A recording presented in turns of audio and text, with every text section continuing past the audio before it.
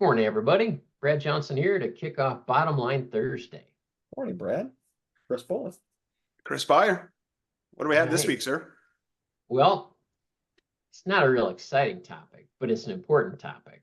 Okay. So I always like the part twos, maybe even part three. So I looked last August, you might remember we talked about the mental health parity studies that showed that every employer that had to basically prove if their mental health benefits were on par with their non-mental health benefits and substance abuse as well, that everyone failed the test. Yep.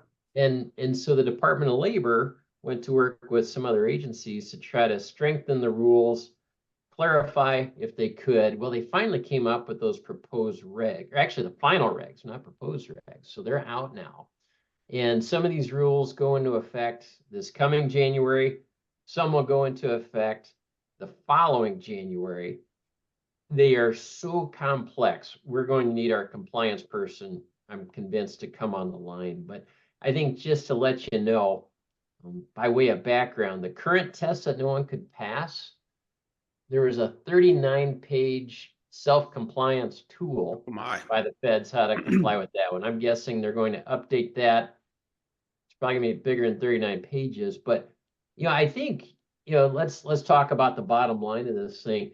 I don't know. I have yet to run into an employer that's against the spirit of this. I think the challenge is how to comply with it. Yep. And I don't know. It seems to be like what we typically see with a government mandate. We have the intention of covering everything equally, which we should. So do it, but nobody really knows how to make sure that you're doing it. But yet, here's the requirement: abide by it today. I mean, that's our typical process. Sorry, I cut you off. No, you're right. And I think it's so complex to boil it down to a bottom line. I think a couple bottom line thoughts. If you're self-funded, well, yes. Let me back up. If you're fully insured, it's mainly the carrier's problem, not completely, but mainly. If you're self-funded and you have a fully insured carrier being your claim processor as well, the easy button may be to say, let's adopt all of your fully insured provisions and wordings and all that good stuff for our plan for mental health substance abuse. Yes. The tricky part is, though, so many self-funded carve out pharmacy. So then you still have that concern. Yes. And I think we chatted about this even last year when we talked about this when it first came up.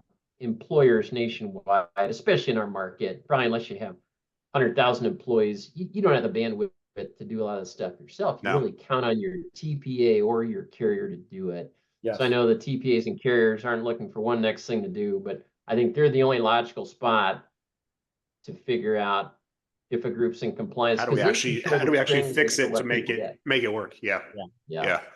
So bottom line, Brad, what's the penalty if you don't comply? I can't even tell you that. I'm sure. Yeah, because I don't think it's ever been disclosed of what this penalty is. And if it is, shame on me, I don't know it. But I mean, mainly because it came back to nobody was going to pass it anyway. So, but now that it's final, now we're getting some guidance. I just wonder, what do you do if you don't pass? I think, and this would be a great question for Tom, our compliance guy, but I think the other thing that I'm assuming he might also bring up, not only the penalties, which could be steep, it's more so that someone could sue you and say that your plan is, discriminating against me. Yes, bingo. And that's your bigger liability. And then that's the big unknown. Is it going to be $100,000 lawsuit? Is it going to be $1 million? Who knows?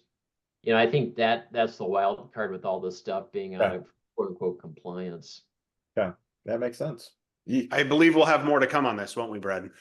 Yeah, I think we'll need someone way smarter than me to go into the details, but at least be aware it's back on the radar. Regs are final. All right. We'll be hearing more coming out.